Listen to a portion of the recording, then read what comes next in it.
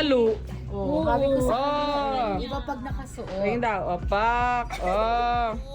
Oh, magsuot ka ng rubber shoes mo. Bagay yan dyan.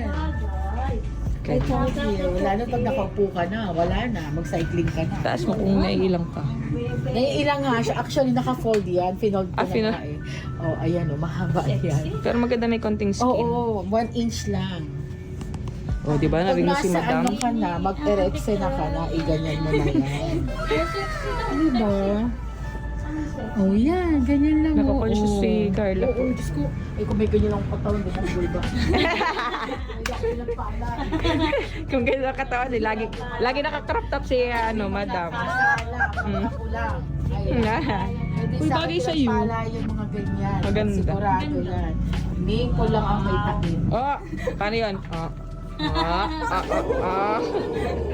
Maganda talaga siya.